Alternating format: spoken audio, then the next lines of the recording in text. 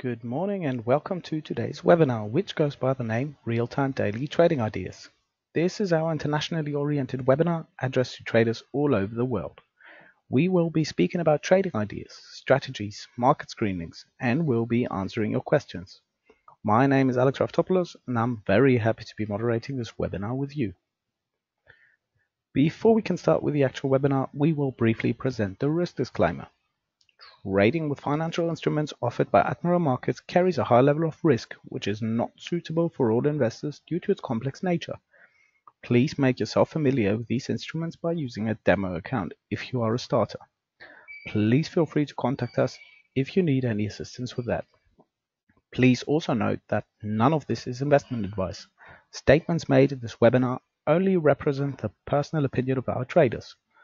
You can also find the whole risk disclaimer on our website. Here you can see the schedule for the week. Today it's Jay's turn. And before I finish off with the introduction, I would like to invite everyone interested in trading to try us out and benefit from the best index and Forex offerings with spreads of just 0.8 pips. Please also feel free to have a look around our website and explore our international activities, and do not hesitate to contact us should you have any questions. Well, enough of me for the moment. Now it's Jay's turn. Good morning, Jay. How are you doing, and what's your outlook of the markets?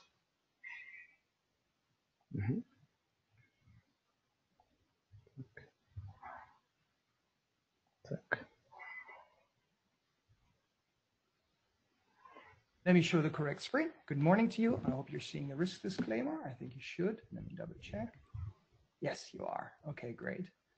So we had good morning, friends. We had a very long webinar yesterday, 3 hours, about macroeconomics and Euro-dollar futures. It has nothing to do with the Euro-dollar Forex.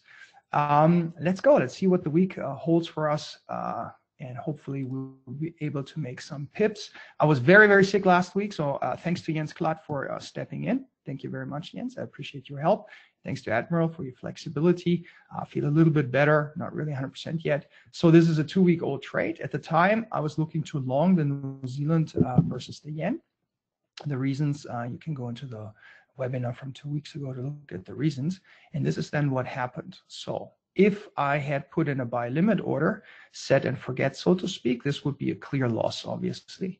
What I tend to do is that I set up an alert function, and I have a text message sent to me by the trade station when a potential trade setup breaks via interesting price levels for me. Recall that we always trade price levels and not really anything differently. So as you can see here, something had changed in the market at the time. We have very, very large bars, and what usually happens here is that you will see fast money market moves. You can see this very well in the futures. Obviously, you can't see it in a candlestick bar, but be aware of very large bars because usually it means a so-called withdrawal of liquidity, i.e. us market makers at the bank, we just take out our buy limits out of the order book. And if a large client calls us and wants to trade, we give them very low bids. Yeah, very low bids for, in this case, New Zealand versus yen. The reason is we did detect a large seller in the market, and it's always the quality of the seller. So it makes a huge difference if, for example, BlackRock calls you to trade, or some small savings and loans out of the Midwest calls you, right? Obviously, BlackRock, given their size, is much more important to us, and they could move the market just based on their vast order flow if they were to be inclined to do so. So that means large bars, danger ahead. And then what happened is we have large bars down. We have what we call a top right and bottom hold, not top, bottom right hand hold. And then in the technical analysis, you guys would probably call this like a flag trade. What happens is there's an extension and it went right to the liquidity below the swing low here, where at the time we had a reaccumulation for the long trade. So at the time, long trade was over, market makers detected a large seller, you have fast market move down all the way back to liquidity, and then we do the same game again. And this is what? A withdrawal of liquidity, the same thing. Oops, sorry. Nigeria's President Buhari That's the squawk. I keep forgetting to turn that off. So if you know how to trade, probably wouldn't have taken that trade. If you're not that firm yet with what's going on, fair enough, it's a loss. So moving on, headlines this morning. We had risk on. Why? Because US-China trade talks seem to be progressing. My buddy Donald Trump was, I'm sarcastic, was tweeting about solid developments during the talks. So we had a pretty strong market risk on sentiment into the New York close on Friday, and that carried over into the market open Sunday night, i.e. this morning, Asia and London. But remember, it's President's Day, so the Americans are gone. Not really that smart to be trading today, but possible. But be careful. Thin liquidity means could be exaggerated market moves. Asian equities were up. We had energy names in Asia outperforming, but then we had financial names putting a little bit of a drag on the ASX. So plus 40 basis points there. Nikkei was a benefactor of the weak yen. Yen is just super weak right now. I'm still waiting for it to turn around to see some inflows. Very, very weak. For this week, solid economic numbers throughout the week. So I keep an eye on that. Shanghai plus 2.4. Why? There's a stimulus going on in China. They pumping out credit again, and the new yuan loans were larger than expected. It's always about what is expected, and they were the most on record. Hence, you see a liquidity pump into the market, and that carries the equities higher. And then the Hang Seng was plus 1.7. So risk on, obviously. Oil traded above 56. Pretty range bound this morning. Already made a bit of money. We'll have to see what gives. Quite interesting because Saudi Arabia is really cutting their production, but Russia isn't yet. So we're keeping an eye on that. Global growth, if it keeps cooling off, which it does currently, global economic growth, obviously there's going to be a drag on oil. Also, lower oil prices are implying lower global inflation pressures. Hence, we have a scenario where we're not really growing economically right now in the world, and we're not really seeing inflation pressures neither. So that means central banks will probably switch to all being stimulus oriented again, i.e. dovish, which is actually, and this is funny how our profession works, which is actually then going to be interpreted by the market, especially the equity market, as bad. And you will see equity markets selling off once they realize, oh shit, we're not really that healthy globally, which we aren't. France and other EU countries are willing to give the UK legally binding assurances, spelling error here, sorry, that Northern Irish backstop is temporary. That was a positive news bit this morning. And as I said, it's President's Day. Have a quick look at our US-China trade talk indicator, which is soybeans.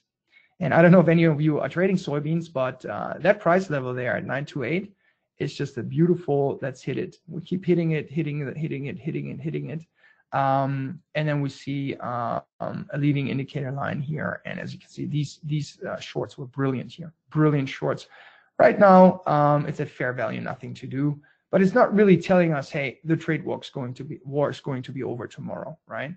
I'm very, very careful not to be overly optimistic that this will end, i.e. this week. But I could be wrong, but I highly doubt it. So be careful also with over committing too much in terms of long Aussie dollar or New Zealand dollar yen, just because you're thinking, hey, the Aussie dollar is going to rally just because the trade war is over.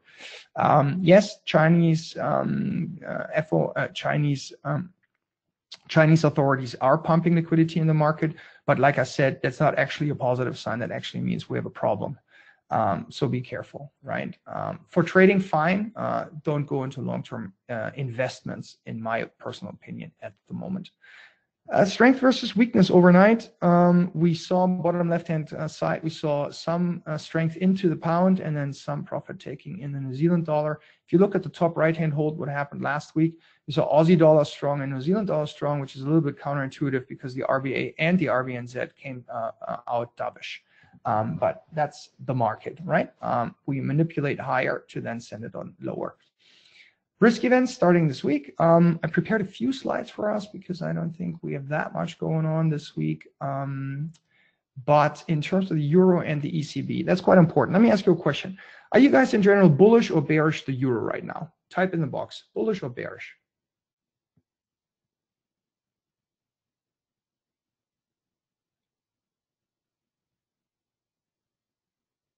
Wow, excellent. It's like everybody's bearish. So obviously you guys are switched on. These is data dependent. I like it. You're the central bank now. You're data dependent.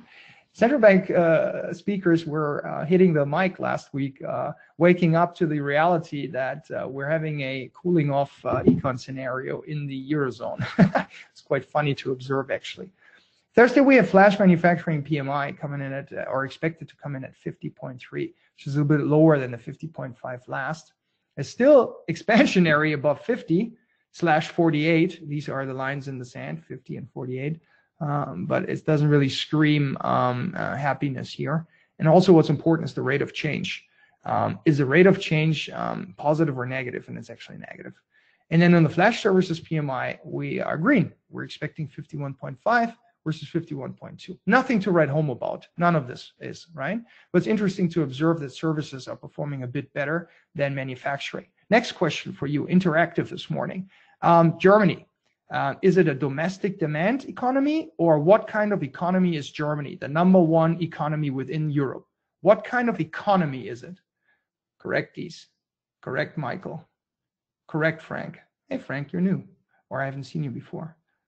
Exactly. It's an export economy. It's an export economy. And Medrow even says export world champion. I like that.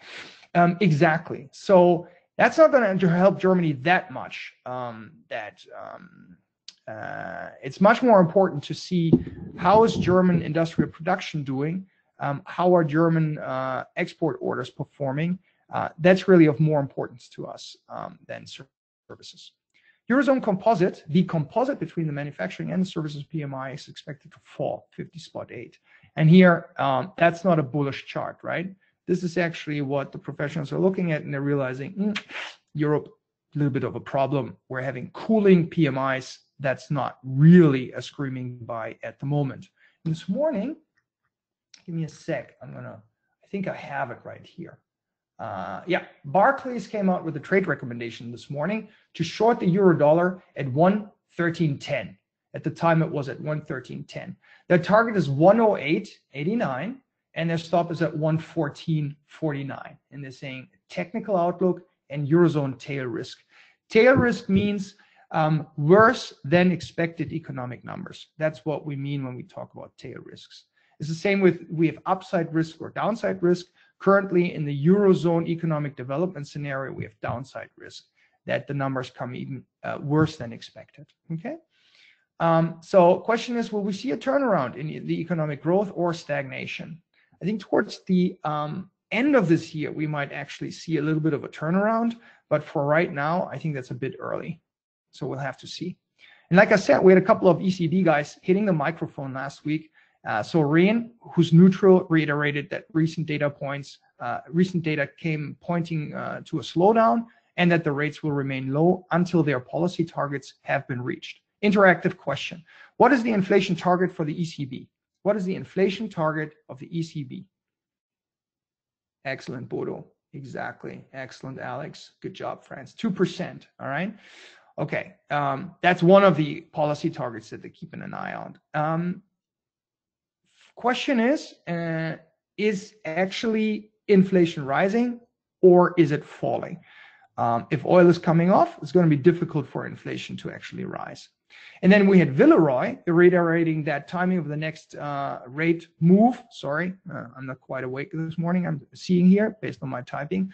Depends on the length of the slowdown. And that's exactly right. The market is going to be focusing on, hey, is there any data coming out that's pointing towards it's going to be less worse in terms of its current development? Less worse is already good, and the euro might bounce then. Friday, we have German final GDP, quarter-on-quarter flat. Flat. Recall that in the third quarter, German GDP was actually shrinking by 20 basis points. Now, the technical definition of a recession is 2 consecutive quarters of negative GDP growth. So we just marginally slipped by a technical recession in Germany. Very, very, very bad if that would have happened. Very bad. Domestic demand was actually the key driver for German growth in the fourth quarter. That's interesting because it's an export economy like we just talked about, and not a domestic demand economy. And then here I'm already wrote for you guys, net exports did not contribute to growth. That needs to turn around for this whole euro to actually be sustainably bouncing. Okay, net exports need to turn around.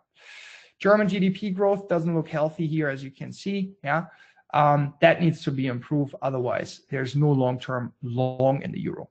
Could be a short squeeze in between, but that's normal for bear markets. Thursday, we have ECB monetary policy meeting account. And recall, please, guys, that last times the policymakers classified risks as now being tilted to the downside versus prior, the wording was moving to the downside. So they said last time, we're moving to the downside. And now they said, oh, we actually tilted to the downside. I know it's odd, but once you go through a few cycles of their wordings, since they never change, you understand every communique by any central bank. Italy has entered into a technical recession, whilst Germany has narrowly avoided one. Yeah, number one economy narrowly avoided a recession. Number three economy is in a recession. How bullish is that exactly? I'm being sarcastic. Question is, when exactly the ECB would shift from the current stance of rates remaining at their present levels, at least through the summer of 2019? Because we're all waiting for two things. One, LTRO, i.e. refinancing banks. Once again, European banks did not use the bounce in economic development. We've had 10 years of monetary printing, money monetization, and liquidity pumped into the markets. And the Eurozone, in all its might and intelligence, completely fucked it up and did not do any structural reforms. Nothing. The banks, especially the Italian banks, their non-performing loans are horrible. Horrible. So there's a next short for you. Well, it's actually went a long way already. It's not a short any longer, but it's not a buy yet. You can't really dip your toes into this. It's so toxic. The banks are so crappy over here. It's horrible. Okay, anyhow, when will they actually change and communicate about LTRO? Yes, hello, we, the ECB, need to once again refinance banks. And two, the question is, currently they're still talking this nonsense about raising rates towards the end of this summer, i.e. from September on. Don't see that at all. There would have to be a significant change in the numbers for this to actually happen. And if, again, less worse is already good, then the euro can bounce. But right now, I would sell top edges. Okay, guys, Aussie and RBA. That was interesting as well. Yeah, on Monday, we have here too the policy meeting minutes. And recall, they kept their cash rate last meeting at a record low of 1.5%. Record low. The statement was then, attention, unexpectedly less dovish, because they just kept their usual rhetoric, i.e. their usual wording. And despite recently weakening economic data and shifting market expectations for, attention again, an RBA rate cut this year. The market got a little bit ahead of itself, and then there was a massive short squeeze in the Aussie dollar when they came out less dovish than expected. But next day, Governor Lowe hits the mic, says, I guess you misunderstood us, and he officially shifted to neutral. Yeah. Based on increasing domestic and global economic, here's the word again, tail risks, i.e. downside risks. Okay. And here's a quote from him. Over the past year, the next move is up scenarios were more likely than the next move is down scenarios. Today, the probabilities appear to be more evenly balanced. Aussie dollar, who was in front of the screens, sold off massively. It was a train wreck. Boom. So the day prior, short squeeze. Day after that, boom, it was sold off again. Currently, Aussie dollar is sort of neutral because on the one hand, we may have this positive outcome in terms of the US-China trade talks. That could cause for some, in my opinion, not that sustainable Aussie strength versus a neutral RBA and an expectation in the market that the economic numbers will continue to deteriorate this year in Australia, which then would force the bank, the RBA, to cut rates towards the end of the year. Inflation and growth forecasts were trimmed for the period up to 2020 in response to weaker consumption, global uncertainties, and downside risks. Okay, by how much? Good. Growth, that's GDP growth, for DEC 19 and DEC 20 were cut to 3%. It was at 325 and to 275, previously 3. So they're taking down their growth forecast. The RBA is taking down their growth forecast. In general, you should be very wary of investing long-term in an economy that's shrinking, okay? If you want to buy something, you buy Aussie dollar government bonds. That is exactly the trade that you're doing right now, or shorting the currency. Core CPI expectations for June and December 19 were cut. For June to 175 and for December to 2%. Again, 25 basis points cut on both. Yeah, no inflation, no rising rates, no strong currency. Very simple. Last but not least, because we could go on and on and on, but it's not that relevant. Pound, Brexit, Bank of England. What do we have? On Tuesday, we have average earnings index. Here's an economy that is actually seeing labor costs rising. And we have seen that for a while. So again, on Thursday is expected to rise by another 10 basis points to 3.5%. Unemployment rate is expected to remain at 4%, i.e. full employment. Is another economy next to the US, Canada, for example, that is at full employment, which theoretically, when an economy is at full employment, has a hawkish central bank to fight inflationary pressures due to labor costs increasing. This is economics 101. And then we have the claimant count change. That's also positive, expected to come in lower than last time. So the fourth quarter seems to be on track for a decent 120,000 gain in employment. The BOE, actually, I listened to Carney during the policy rate statement. It's quite interesting for me to listen to him, that he said, if we wouldn't have had this Brexit debacle, the pound would actually be rising, and they would be talking about raising rates. Yeah. So once Brexit were to be resolved, the pound is ultra long. Do not miss this opportunity. Please don't miss it. Bank of England standing pat on rates until the fog of Brexit has cleared, if it ever clears. If it ever clears. Brexit Secretary Barclay is due to meet Chief EU Negotiator Barnier. Okay, and PM May declared that she would return to the House of Commons on Feb 26th, so mark that in your calendar, to report on her progress in Brexit negotiations. Over the weekend, I read that she's out there wanting to meet all 27 heads of states of Europe now. Good luck. What a horrific roadshow that's going to be. If no deal is secured by March 13, please mark your calendar, March 13, lawmakers may seek an extension to Article 50. Finally! I was way too early. I expected an extension of Article 50 way earlier already, thus removing, at least temporarily, the option of a no-deal Brexit. I hope you guys understand why May especially and the Brexiteers want to keep the no-deal option on the table. It's sort of like when a country has nuclear bombs, right? It would be so bad to drop out with no deal. It would be so bad that they want to kind of have this as an ace up their sleeve to threaten the EU. The problem seems to be that they're not really calculating how bad that's going to be for them as well. I hope it's not going to come to that. And I actually wanted to include this information from Goldman. They're currently seeing a 50% chance of May securing a ratified Brexit deal, 15% chance of a no deal, and a 35% probability of no Brexit at all. I still, to this day, I've kept repeating, and I keep repeating that, I still have an expectation that they're not going to drop out at all.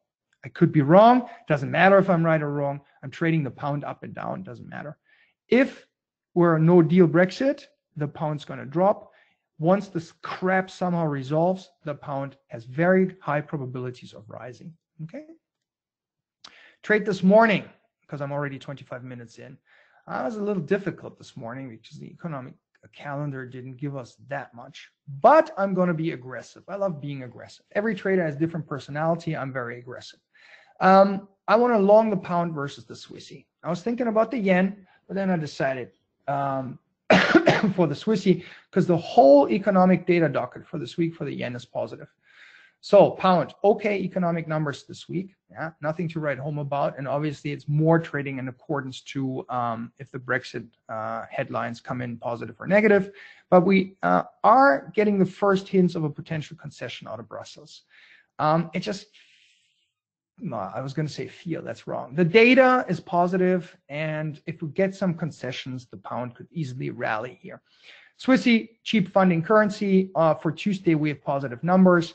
As we all know, Jordan, the head of the SMB, does not want the Swissy to appreciate significantly, and they constantly, repeatedly, like clockwork, intervene to weaken the currency. So it's a good option if you want to long something at the moment to go versus the Swissy. The risk to the trade is obviously if we have risk of sentiment change, then we'll see Swissy inflows, and or if we have negative Brexit headlines, then the pound's obviously going to drop. Chart picture, quite simple. Liquidity above, liquidity below. I'm going to actually be a little bit conservative and go below the volume point of control that we saw on Feb 19, down there at 129.30, and I'm going to give it an extra 15 pips. We also call this a square up and a roll reversal. My traders know that. So let's wait for the so-called square up. They're currently using the liquidity above yesterday's high to potentially sell it off, or it's a top right-hand hold. It's going to go. Could go right away. We'll have to see. I want to be conservative. It's Monday. It's President's Day. Let's wait for it to retrace a little bit, give ourselves a little bit of breathing room. Long at 29.15. Take profit 100 pips above. Stop loss 50 pips below, 2-to-1 risk reward. Easy peasy. Hopefully that's going to make up for the New Zealand situation if you guys got burned. But really, you shouldn't be trading what I trade. You should be trading, you should be learning the business, really, understanding what's driving the markets, and then just use this Monday morning weekly meeting to get a grasp of the process and then start implementing it yourself. That's my desire for you guys. Don't follow anybody's signals. Signals are bullshit. It's bullshit. Psychologically, you're not able to follow them because you have no clue why anybody or a model is going long or short. Learn this for yourself. Be confident. Do proper risk management, and give yourself time. It's going to take 3 years for the business for you to really learn it. Yeah, especially if you're part-time. But it's a lot of fun. And the problem is, once you're infected with the virus, you have no option anyways. The markets will never set you free, ever. I think a lot of us actually know that feeling. And it's in my personal opinion, the best job in the world. So hopefully you found this value adding. I appreciate you guys. We appreciate you guys every Monday morning. I want to thank my traders, especially for coming in and supporting myself and the business every Monday morning. And thanks for all of the guys who showed up to the webinar last night. Thanks to Admiral for the opportunity, and I hope we'll see you all again next week. Happy trading, trade smart, live free. Thanks, guys. Here's Jay. Thank you very much for your comprehensive analysis, Jay. Thanks to the audience for listening. I hope you enjoyed today's webinar. I'm sure you did. If you did, you can review it anytime. Just give us an hour or so to upload it onto YouTube. I wish everyone a good day ahead. Goodbye.